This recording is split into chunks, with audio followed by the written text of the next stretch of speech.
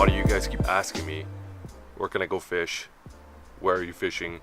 What do you use? A lot of the comments. And I'll tell you. What's going on, guys? Actually, you know what? Let me do one thing. Welcome back to another video. Let me take this off. There we go. I have my ND filter on. This video is going to be a quick video going over what I use, what rods I have, and how I keep my gear organized when I'm on the water. That's key.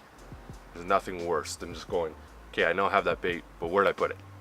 Last year, that's how it was. This year, it's serious business. The best thing you can get for your rods are rod sleeves. Mine are bright green, so if you see a guy with bright green rod sleeves, that's gonna be me. I haven't seen anybody else out there.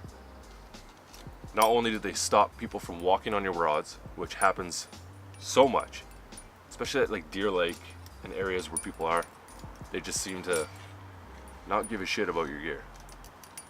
But also, when you have your rod rigged up, you can throw it in the car and you're good to go. It's not gonna catch anything. It's all set. Before I go on, if you're out in the water, you see line kicking around on the dock, or you see garbage around, pick it up, put it in your bag and put it in the garbage can.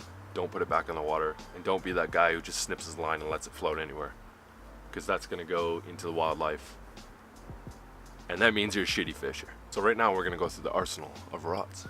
I have 2 spinning rods and 4 bait casters. Might seem like overkill. Everybody asks, why do you have so many rods? To put it short, I don't want to tie up, cut, tie up, cut, tie up, cut.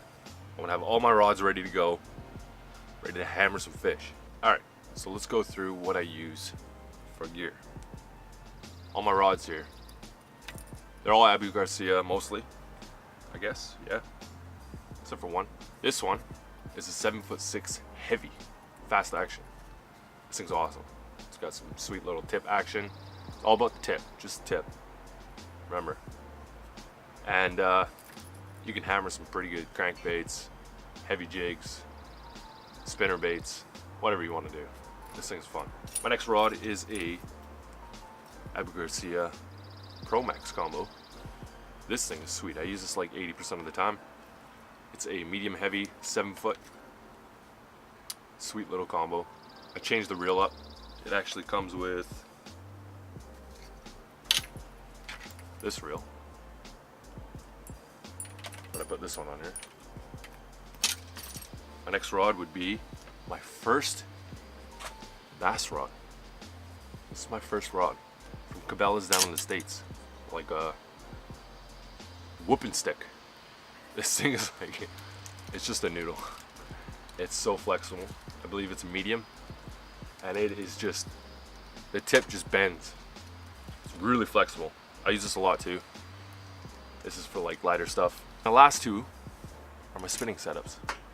So these are 2-piece rods. That other actually was a 2-piece as well. I use most of my rods to try to stick to a 1-piece. I actually think I might super glue these, because I hate when the tip comes off. You send the tip into the water and then you're chasing your lure and your tip. Don't let your tip get away from you. This one is a medium, 6'6" medium spinning rod. Comes with a reel. This thing's nice. It's got some nice action. I use this for my finesse setup. Wacky rig, all that. Little jig. And then this one is my heavy rod. This thing is an Abu Garcia Vengeance also, but it's a spinning, oh, my legs dying. But it's a spinning setup. And I use this for frogs. Whipping frogs, whipping like shit that I'm just constantly over and over and over and over. That's the thing. You gotta have spinning in your setup, in your array of rods. Or else, I don't know, that bait caster over and over and over, you're gonna run into a spool up eventually. Or a bird's nest, and that's a pain in the ass. Now let's get into the organization part. So as you can see, everything has its spot, right? All the baits. I got worms, I got flukes, frogs, and swim dingers. And then I got rage tail, craws, and bugs. Everything goes in its spot, whether I buy a new pack or I'm taking one out, I put it back in the same spot. Same with all the swim dingers, the worms. I even color coded them, you know, and it's easier to get to. And then of course, spinnerbait buzzbait box. This thing is sick. Now let's get into the real stuff here. I've got everything all set up, ready to go. So I take my bag, open it up. Hooks and random tackle. I got jigs, chatterbait. I gotta add frogs to that. And then I got crankbaits here. They all got their own little trays. There's the jigs. Then they got a second level to them, which underneath is the frogs. And then I got my crankbait box.